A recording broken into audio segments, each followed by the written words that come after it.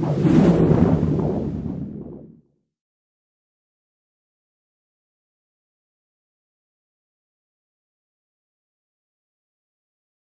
right, so hey, I'm John. And I'm Chris, and we're really excited to be here to talk to you about a project we've been working on for over a year and a half. This has been an exciting opportunity for us, and it's Shift, which is a web and mobile application that's designed to improve the OSU experience. So before we even start on that, before we go into our journey, I just want you all to think about all the thousands of decisions that you make every day, and how you're probably not always thinking about them at the time.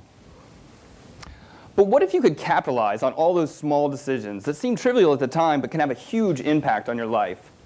So, quick show of hands. Who here drinks Coke or soda? Oh, terrible. Well, did you know that if you replaced one 12-ounce Coca soda a day, just had a glass of water, you could save yourself $1,000 and up to 15 pounds over the course of a year? So these are the type of small shifts that could fundamentally change your life. So where does this story begin, though? It starts with a problem. So in 2010, I took over as the president of the graduate student body here at Ohio State University.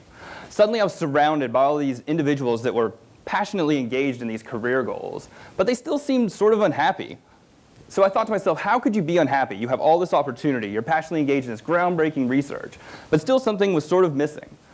So I started to unpack this, and I found that while they were engaged in all this amazing stuff, they were having a hard time managing the small shifts or choices in their lives. So I started to notice this also in myself. I started sleeping less. I started drinking lots of coffee, which only led to more stress. I stopped exercising. I stopped hanging out with family. I was so focused on those big change-the-world career goals that I forgot about the small, little things. So I started talking to Chris, who noticed these exact same trends in his public health research. And we thought to ourselves, we're student leaders. We've got to do something about this. All right, so why are we here? So we're all here to change the world, right? We could be doing anything. We could be outside enjoying that lovely Ohio weather. We could be with a loved one. We could be looking at a new restaurant. We could be over at the Big Ten Final Four. All right. There we go. That's better. But we decided to come here because we thought this was a valuable experience, and hopefully you guys are all agreeing with us at this moment.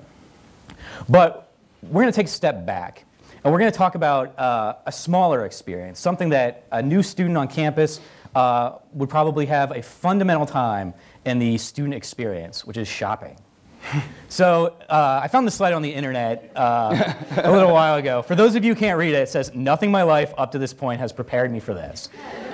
So previous to your coming to school, I'm sure a lot of these purchasing decisions have been made for you. You know you want to make a sandwich, right? You know you want bread, right?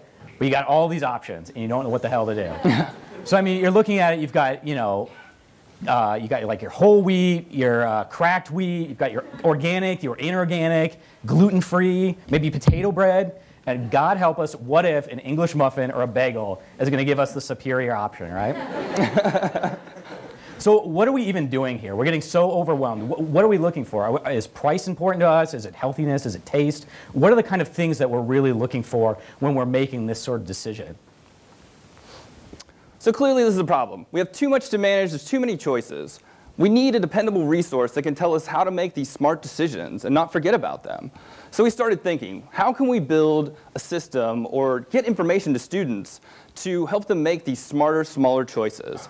So we started thinking, so do we want to do some pamphlets or pass out some literature? And we were like, you know, no one really wants a 1970s character telling them how to live their life. We started thinking about like lectures. You know, could we do a series of lectures? And we were like, you know what, we're students. We've got enough lectures. We really don't want any more of that. What about scare tactics? What if we started telling everyone that they were going to die if they didn't start making smarter choices? Clearly, that's totally out. No one wants another public service announcement, especially not from the university. We had to meet students where they were at. So what does John mean by that? All of us in this room, we live in two worlds. We live in the real world, with a mouse on it apparently, and the digital world. And the digital world. So while we were sort of thinking about this, we started talking to some OSU folk, and we found some really interesting things. 90% of all of us here are using Facebook. I'm sure you guys know that one, right? 93% of us text, and we text a lot, thousands of messages a month. In addition, 95% of the millennial generation, which is already in college but starting to filter their way in as well, 95% have cell phones, their own cell phones. So obviously that's where we need to be. So that's where we got our good idea. We wanted to take the mobile device and have that be our tool to interact with the OSU community, to find out all these events, all these engaging opportunities, these TEDx talks. And we wanted to find a way to sort of bridge the digital and the real. So that's where we really started from, a way to interconnect them so that you have this resource on this device that you carry with you all the time, and you can bring it to the activities that you do every day. But what are we going to do with this thing, right? That's where we sat down and we started kind of coming up, what would we as students want from a system like this? What is going to give us a better OSU experience? So the first thing is obviously we want to know what the hell is going on. We want to know where these resources are, what events are happening, and we want to know, or we want to find these things now. We don't have to wait, and we don't want to like have to travel through this weird system that we currently have to. We also want to know what our friends think. We want to know, what's cool, what's not, what's happening. And then lastly, and maybe most importantly, we want the system to not only be able to impact us, but we want to be able to impact all of our friends. We want to be able to interact with them, maybe even kick OSU into gear and get a response from them. So the first thing we need to do is empower everyone to understand what these small choices are. Right now, there's a lot of things going on at Ohio State. There's a lot of opportunities. There's so many ways that you can get involved. But we need a way to focus. We need a way to search through all this. So I'm sure many of you all started like I did, which is tryosu.edu, which probably didn't lead you where you wanted to go. So then you tried Google, and then you probably maybe even tried Bing. But feeling really desperate that day. But I mean, none of these really get you where you want to go. There's a lot of information out there on the internet, and none of it's localized to Ohio State. So what we want to do is try and take all the best of Ohio State, put it together in a simple and easy to use device that is with you anytime, anywhere, and potentially even before you get to campus. We want to try and build a system that will help you make those smart choices throughout your life. So when you're feeling overwhelmed or drinking too much coffee like I was, maybe you could take a step back and say, hey, you know what? I shouldn't take life too seriously because you'll never get out alive. So when we want something or we want to make a decision, right? Right? There we go. Right? The first thing we do is generally ask our friends. Like, we get feedback from people that we are interested in or that we trust, or maybe we'll do some quick searches on the internet like John did. Why can't we combine the two here for OSU? Why can't we take the collective experience of 60,000 of our OSU friends and start using that knowledge base to connect to these resources and these services? Why can't we create a community that's building off of each other in a really productive way? And why can't we use these internet and mobile technologies to do that? There's absolutely no reason why we have to go to OSU and then do 3 clicks. God help us if we get to Bing. So over the course of our 4 years, we're doing a lot of stuff. We're accomplishing things, we're going to different events, we're participating in things. Obviously, we want to be able to share those with everybody, right? But what if we could also propose those to our friends as challenges, as ways to not only improve ourselves, but to improve others, and have that sort of reciprocal nature? And what if this was our opportunity to show OSU how we really feel, to sort of talk about our improvements, our suggestions, maybe even start to get some feedback? What if we could build an ecosystem based on sort of input, collaboration, and friendly competition? So knowing your choices, sharing with friends, engaging, this is what we want Shift to be all about. We want to empower you to make the right choices. We want to make sure you don't get so focused on the big picture career goals that you forget about the small choices. So earlier in this week, just for fun, we kind of asked our friends just a simple question. What is cool or fun about OSU and Columbus? And here's some of our answers.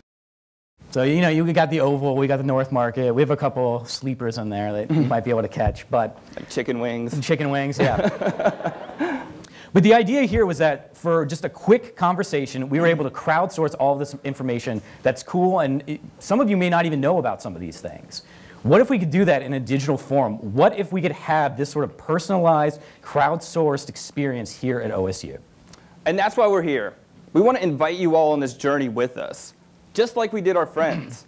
So this is still in development. We've been working on this a while, and we're planning on having it released next year. But this is sort of our opportunity to reach out to all of you to give us your insights about what you think is important. Try to give us things about your experience. So we want you to stop what you're doing, put down your drinks, and take out your phones, your pens, your papers, your whatever, your typewriter, your telegraph, and send us your thoughts. Now, they sort of threw one anyway, because I realized that everybody just told you to turn your phones off. But you know, if you can jot down, or you can come to us after the speech and we can talk about it a little more. But we are interested in sort of your input on what will make OSU a better experience. We want to know the best and the worst of your Ohio State experience. And for the non-students out there, the staff, faculty, the guests, how would you want to be engaged in OSU? What are you looking for? How would you want to get students doing the things that you think are important or that you think are engaging? So with that, I thank you all for coming, and we hope to see you soon. Yes, thank you very much. Come up and contact us. We're really, really, really excited about your participation. So thank you.